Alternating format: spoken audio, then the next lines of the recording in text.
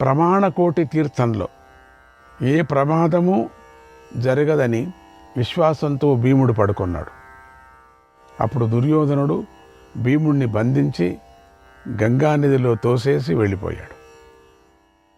ప్రవాహంలో భీముడు కొట్టుకొని పోతూ మెలకువ వచ్చాక తన బంధాలు తెంచుకొని బయటపడ్డాడు. తర్వాత కృష్ణ సర్పాల చేత భీముణ్ణి కరిపించాడు. అయినా భీమసేనుడు చావలేదు. నిద్ర నుండి మేల్కొన్న భీముడు సర్పాలన్నిటినీ విసిరికొట్టాడు. తర్వాత దుర్యోధనుడు భీముడికి ప్రియమైన సారథిని చంపేశాడు. వరణావతంలో తల్లితో పాటుగా ఈ పాండవులు నిద్రిస్తూ ఉండగా దుర్యోధనుడి ఇంటికి నిప్పు పెట్టించాడు. దుర్యోధనుడు తప్పితే ఇటువంటి ఘోరకృత్యాన్ని మరొకడు ఎవడూ కూడా చేయడు కదా. అప్పుడు కుంతీదేవి ఏడుస్తూ పెద్ద ప్రమాదంలో చిక్కుకొన్న అగ్ని ఇల్లంతా కాలి చేస్తుంది అని రోధించింది. అయ్యో మరణిస్తున్నాను, ఈ అగ్ని ఎలా చల్లారుతుందో, అనాథనైన పిల్లలతో పాటు కలిసి మరణిస్తున్నాను అనుకుంది. అప్పుడు వాయువేగం వంటి పరాక్రమం గల ఈ భీమసేనుడు తల్లిని సోదరులను ఓదార్చాడు. భయపడవద్దని ధైర్యం చెప్పాడు. కుంతీదేవిని ఎడమ తొడ మీద, ధర్మరాజును కుడి తొడ మీద, నకుల సహదేవులను భుజాల మీద, అర్జునుని నడుము మీద ఉంచుకొని ఒక్కసారిగా ఎగిరి అక్కడి నుంచి అందరినీ రక్షించాడు. తర్వాత పాండవులు తల్లితో కలిసి రాత్రి సమయంలో అడవిలో నడుస్తూ హిడంబవనానికి చేరారు. అక్కడ అలసిపోయి ఉన్న పాండవులు తల్లితో పాటుగా నిద్రించారు. అక్కడికి హిడంబి అనే రాక్షసి వచ్చింది. నిద్రిస్తున్న కుంతీదేవిని, పాండవులను చూసింది. వారిలో భీముడిని చూసి కామించింది. ఆమె భీముడితో ఇలా అంది, మీరు తొందరగా ఇక్కడి నుంచి పారిపోండి. నా అన్న చాలా బలవంతుడు, క్రూరుడు, దుర్మార్గుడు, మిమ్మల్ని చంపటానికి వచ్చేస్తాడు. అలా ఆలస్యం చెయ్యకండి అంది. అప్పుడు భీముడు ఆమెను ఓదార్చి, నేను భయపడను, ఆ రాక్షసుడు ఇక్కడికి వస్తే రాని నేనే అతన్ని చంపేస్తాను అన్నాడు. ఇంతలో హిడింబాసురుడు అక్కడికి రానే వచ్చాడు. వారి మాటలంతా విన్నాడు. ఓ హిడంబి, నువ్వు ఎవరితో మాట్లాడుతున్నావు? అతన్ని ఇక్కడికి తీసుకొని రా, మనం తినేద్దాం, ఆలస్యం చేయకు అన్నాడు. నరభక్షకుడైన ఆ రాక్షసుడు ఘోరంగా గర్జిస్తూ భీముడి దగ్గరికి వచ్చాడు. ఆ రాక్షసుడు కోపించి ఉన్నాడు. వేగంగా వచ్చి ఒక చేత్తో భీమసేనుని పట్టుకొని ఒక గుద్దు గుద్దాడు. రాక్షసుడు తన చేతిని పట్టుకొని లాగటం, గుద్దటం భీముడు సహించలేకపోయాడు. విపరీతంగా కోపించాడు. అప్పుడు హిడంబ భీమసేనుల మధ్య జరిగిన యుద్ధం వృత్తాసురుడికి దేవేంద్రుడికి మధ్య జరిగిన యుద్ధంలాగా ఉందట. అది ఉంది. కృష్ణ వాడు చాలా బలవంతుడు. అతన్ని భీముడు సంహరించాడు. తర్వాత హిడంబిని పెళ్లి చేసుకున్నాడు. సోదరులతో కలిసి అక్కడి నుంచి బయలుదేరాడు. తర్వాత హిడంబికి ఘటోత్కచుడు పుట్టాడు. అప్పుడు పాండవులు విప్రులు ఉండే ఏకచక్రపురానికి వెళ్ళారు. వారు వెళ్ళేటప్పుడు వారి ప్రియాన్ని, వారి మేలును కోరుకునే వ్యాసమహర్షి వారికి దర్శనమిచ్చాడు. పాండవులు నియమాలను పాటిస్తూ ఏకచక్రపురంలోనే ఉన్నారు. అక్కడ బకుడనే మహాబలవంతుడున్నాడని తెలుసుకున్నారు. వాడు హిడంబుడితో సమానమైన భయంకరుడు, నరభక్షకుడు అయిన రాక్షసుడని తెలుసుకున్నారు. భీముడు ఆ రాక్షసుడిని చంపి సోదరులతో కలిసి ద్రుపద నగరానికి వెళ్ళారు. ఓ కృష్ణ, తర్వాత భీష్మక మహారాజు కూతురైన రుక్మిణిని నువ్వు జయించుకున్నట్లుగానే అక్కడే ఉన్న అర్జునుడు నన్ను పొందాడు. ఇతరులెవరూ చెయ్యలేని అసాధ్యమైన పనిని చేసి స్వయంవరంలో నన్ను గెలుచుకున్నాడు. ఓ కృష్ణ, ఇక్కడ నేను అనేక కష్టాలను అనుభవిస్తూ దుఃఖిస్తూ కుంతీదేవి తోడు లేకుండా ధౌమ్యుడు పాండవులతో కలిసి ఈ వనంలో నివసిస్తున్నాను. ఇంత చెప్పాల్సి వచ్చింది. అంత వీరులైనా ఏమిటి నన్నేమీ చేయలేదు.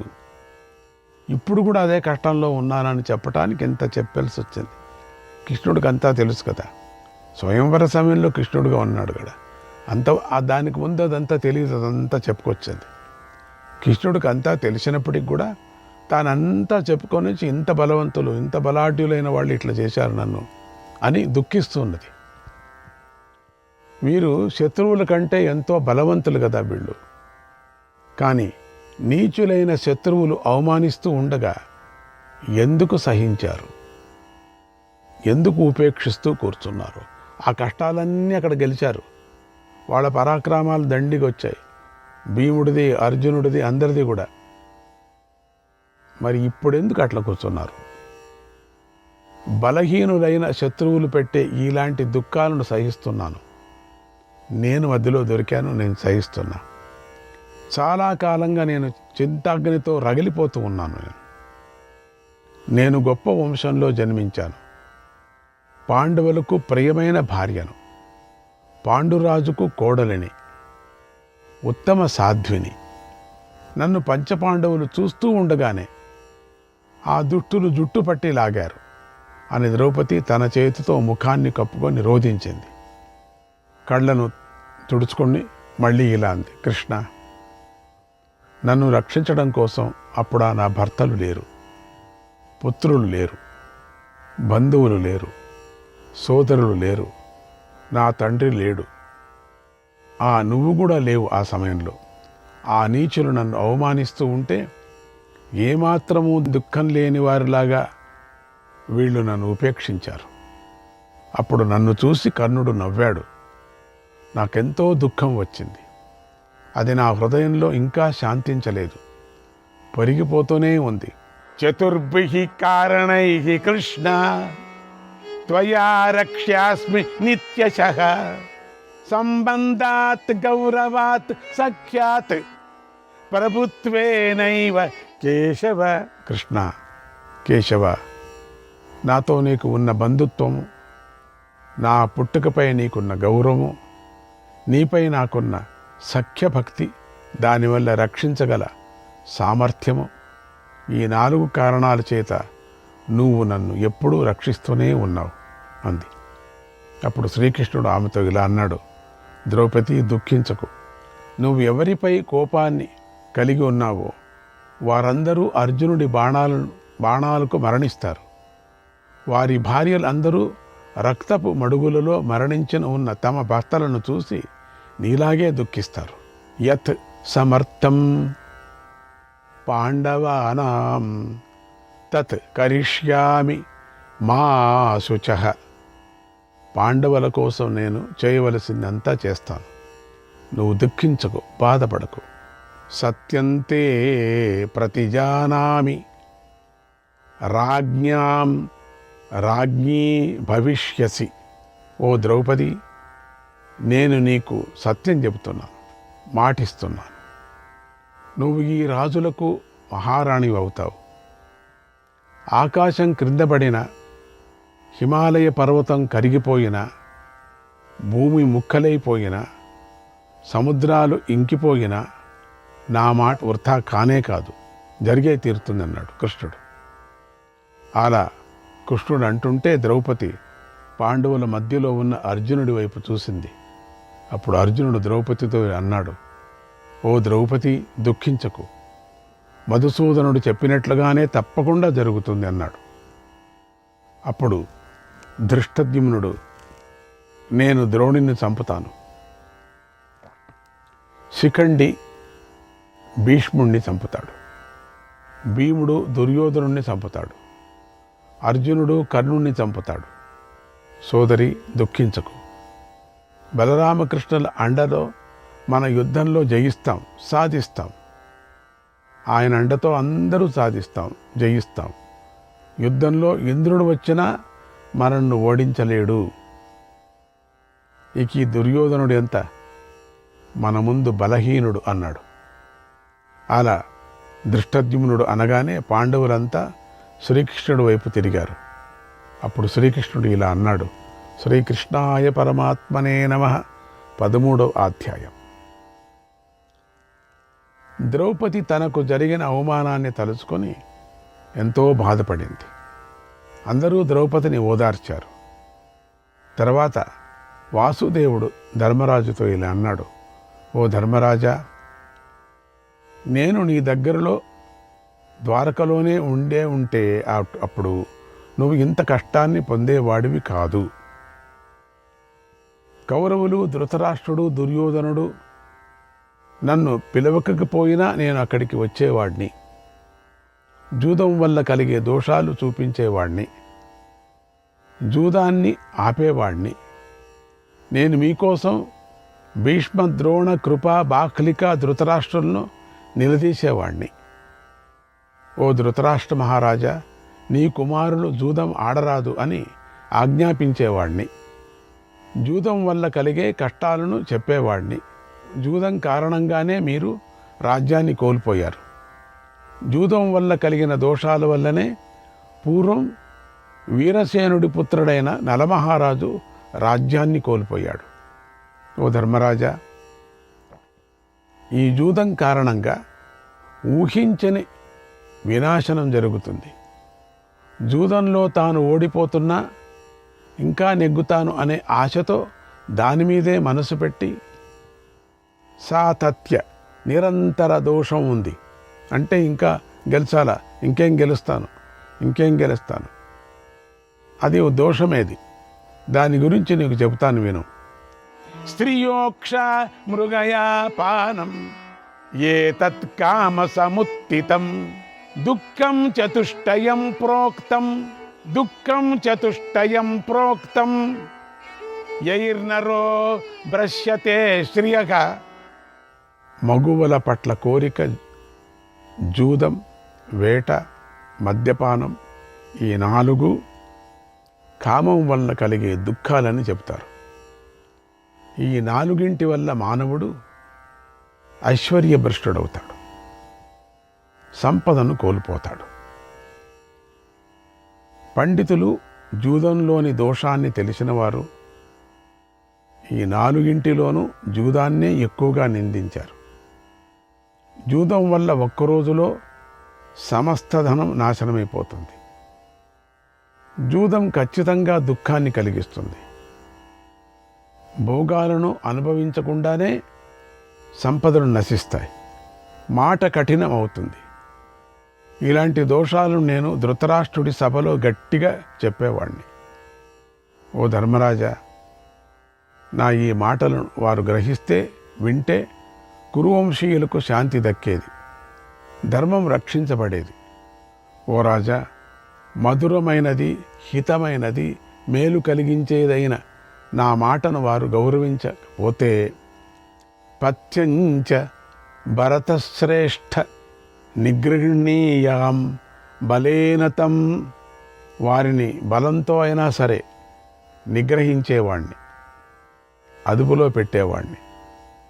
ధృతరాష్ట్రుడు అన్యాయానికి ఆశ్రయమిస్తున్నాడు. అక్కడ స్నేహితులుగా నటిస్తున్న శత్రువులు ఉంటే మాత్రం నేను ఆ శత్రువులను, అక్కడి జూదరులను వధించి ఉండేవాణ్ణి. నేనప్పుడు ద్వారకలో లేను. అందువల్లే మీకు ఇలాంటి కష్టం వచ్చింది. ఓ పాండుకుమారా, నేను ద్వారకకు తిరిగి వచ్చాక సాత్యకి వల్ల మీకు కలిగిన కష్టం గురించి, నష్టం గురించి విన్నాను. ఓ రాజా, వినగానే ఎంతో బాధపడ్డాను. త్వరగా నిన్ను చూడాలని ఇక్కడికి వచ్చాను. అయ్యో, మనం ఎంత గొప్ప కష్టంలో పడ్డాం. ఇలా ద్రౌపదితో, సోదరులతో పాటుగా కష్టపడుతున్న నిన్ను నేను చూడవలసి వస్తుంది అన్నాడు శ్రీకృష్ణుడు. శ్రీకృష్ణాయ పరమాత్మనే నమః. 14వ అధ్యాయం. జూదం జరుగుతున్న సమయంలో శ్రీకృష్ణుడు అక్కడికి రాలేకపోయానని చెప్పాడు. అప్పుడు ధర్మరాజు ఇలా అన్నాడు, ఓ కృష్ణ, జూదం జరుగుతున్న సమయంలో నువ్వు అక్కడికి ఎందుకు రాలేదు? అప్పుడు ఎక్కడున్నావు, ఏం చేస్తున్నావు అని అడిగాడు. అందరికీ అనుమానం కదా కృష్ణుడు ఎందుకు రాలేదని. ఇప్పుడు తెలుస్తుంది అది. కృష్ణుడు, ఓ ధర్మరాజా, నేను ఆ సమయంలో సాల్వుడి శోభం అనే విమానాన్ని నాశనం చేయడానికి వెళ్ళాను. అందుకు కారణం ఉంది, చెబుతాను విను. నీ రాజసూయ యాగంలో అగ్రపూజ విషయంలో దుర్మార్గుడైన శిశుపాలుడు కోపించాడు, సహనాన్ని కోల్పోయాడు. అప్పుడు నేను ఆ శిశుపాలుణ్ణి వధించాను. అతడు మరణించినందుకు సాల్వుడు తీవ్రంగా కోపించాడు. నేను లేని సమయంలో ద్వారకకు వచ్చాడు. అప్పుడు వృష్టి వంశీయులు అతన్ని ఎదిరించారు. సాల్వుడు సౌభం అనే విమానాన్ని ఎక్కి క్రూరుడిలాగా యుద్ధం చేశాడు. వృష్టి వంశీయులను ఎంతో మందిని వధించాడు. నగరంలోని ఉద్యానవనాలను ధ్వంసం చేశాడు. నన్ను నిందించాడు. కృష్ణుడు ఎక్కడికి వెళ్ళాడు? రమ్మని పిలవండి, కృష్ణుడిని పిలవండి, నేను శ్రీకృష్ణుడిని వధిస్తాను. అతడు ఎక్కడున్నాడు? నేను అతడున్న చోటికి వెళ్తాను. ఈరోజు కంస కేశులను చంపిన ఆ కృష్ణుడిని చంపే వెళతాను, చంపకుండా తిరిగి వెళ్ళను. అతడు నా సోదరుడైన శిశుపాలుని చంపాడు. నా సోదరుడు బాలుడు, యుద్ధరంగంలో లేడు, యుద్ధం చెయ్యటం లేదు, అజాగ్రత్తగా ఉన్నాడు. ఆ సమయంలో కృష్ణుడు శిశుపాలుని చంపాడు అంటూ శాలుడు విలపించాడు.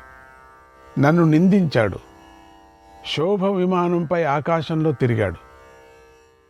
నేను మీ దగ్గర నుండి ద్వారకకు వెళ్ళిన తర్వాత శాలుడు నా విషయంలో ఎలా వ్యవహరించాడో తెలుసుకున్నాను. నా మనస్సు కలత చెందింది. అతన్ని వధించాలని నేను నిర్ణయించుకున్నాను. ద్వారకలో వాడు చేసిన అనర్థాలను గుర్తించుకున్నాను. వాడి గర్వాన్ని అణచాలనుకున్నాను.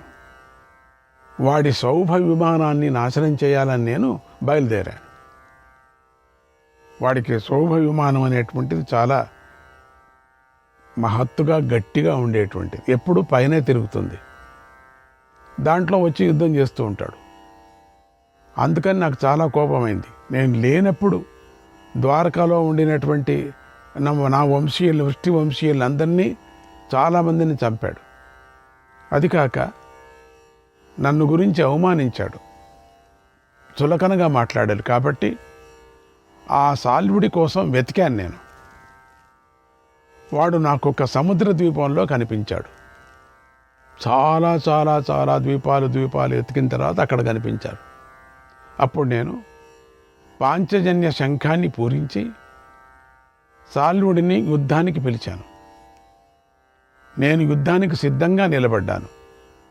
అక్కడ దానవులకు నాకు ఒక ముహూర్తకాలం యుద్ధం జరిగింది.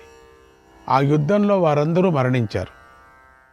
ఈ కారణంగానే మీరు జూదం ఆడుతున్న సమయంలో నేను మీ వద్దకు రాలేకపోయాను. హస్తినాపురంలో దుర్యోధనుడు చేసిన అన్యాయాన్ని విన్నాను. మీ పట్ల అవినయంగాను చెడుగాను ప్రవర్తించటాన్ని తెలుసుకున్నాను. మిమ్మల్ని కష్టాల పాలు చేసిన విధానాన్ని విన్నాను. దుఃఖంలో ఉన్న మిమ్మల్ని చూడాలని తొందరగా ఇక్కడికి వచ్చాను అన్నాడు కృష్ణుడు. శ్రీకృష్ణాయ పరమాత్మనే నమః. 15వ అధ్యాయం. హస్తినాపురంలో జూదం ఆడుతున్న సమయంలో శ్రీకృష్ణుడు తాను రాకపోవటానికి గల కారణాన్ని చెప్పాడు. అప్పుడు ధర్మరాజుకి తృప్తి కలగలేదు. ఇలా అడిగాడు, ఓ వాసుదేవా, సాల్వవదను గురించి నాకు పూర్తిగా చెప్పు అని అన్నాడు. శ్రీకృష్ణాయ పరమాత్మనే నమః.